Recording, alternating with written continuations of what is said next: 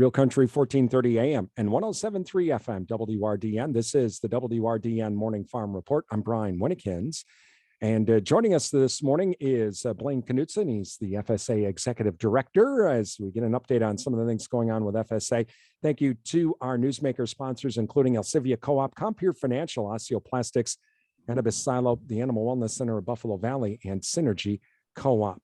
And Blaine, well, I know one of the big things is the dairy margin coverage sign up is continuing, but we're getting close to the end of the sign up, right?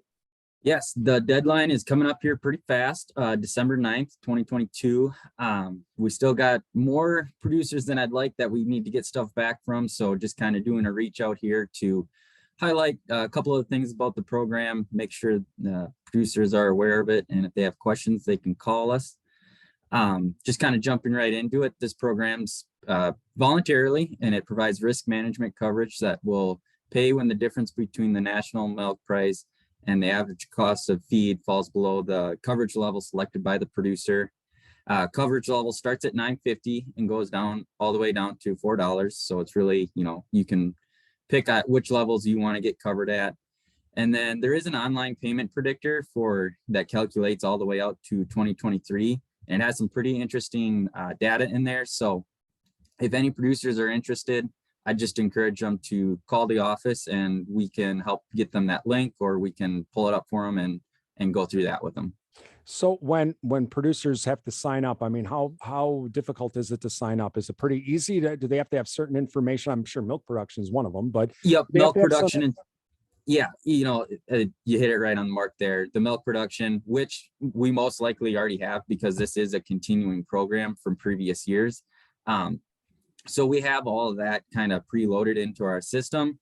Really, all we're looking for from them is a signature. So now, if I signed up last year, do I have to re-sign up this year? As an audit, you said it's continuous. So do I have to sign up this year? Yes, it's voluntarily, you don't have to participate in the program, but your signature from last year is not good for this 2023 year. So if you want to participate, we do need you to get in contact with the office. Talking with Blaine Knutson this morning, the FSA Executive Director, is getting some updates from FSA this morning. I know, Blaine, I saw it on Sunday. At least over by my house, there were a couple of producers going, I got to get this corn up before the snow hits. So harvest from some of the producers that you work with and that you've been out and about, are we pretty much wrapped up? I know earlier we were only at about 75% complete on the harvest in Wisconsin. Yeah, from my drive down from Pierce down to Alma, I'm seeing more and more come off, and I just want to wish guys luck that they keep getting it off. Do what you can, and we'll be there when you're ready if you're interested in a marketing assistant loan. I know a couple, we're starting to get more requests. We actually have the most here in our counties throughout the state. So I'm kind of using that as a gauge of, how far along we are in harvest. People are looking at that, this program.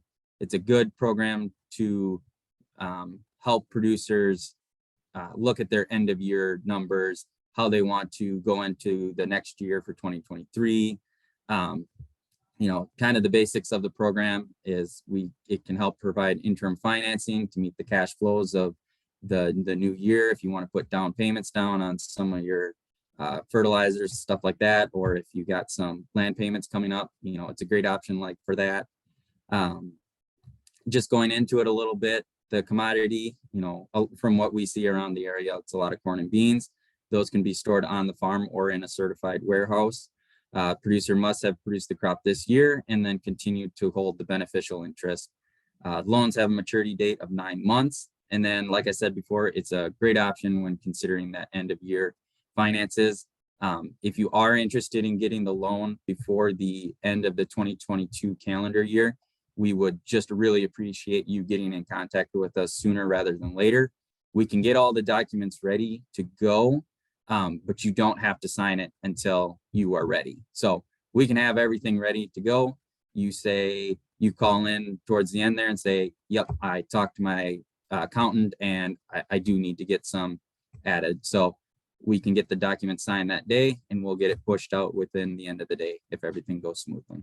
And so that's one thing I think producers maybe not understand is, okay, I think I'm going to need something in February. Right. But by getting everything ready now, then when February comes along, I can just go ahead and get it done. And if I don't need it for whatever reason, well, then it's no big deal, right?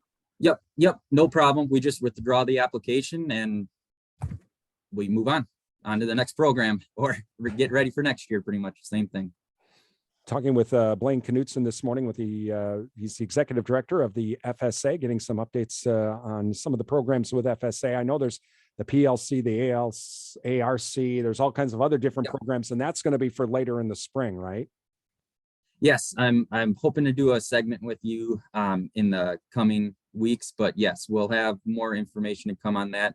The deadline to sign up for that is March 15th. So really right now we're waiting for more of the recommendations and stuff like that to come out. All right. So again, if you have any questions, you can contact the FSA office, chat with Blaine on that. Blaine, thanks for joining us, and hope you had a good Thanksgiving. Merry Christmas as well. Yes, thank you. Have a good one. Blaine Knutson, executive director of the FSA. You're listening to the WRDN Morning Farm Report.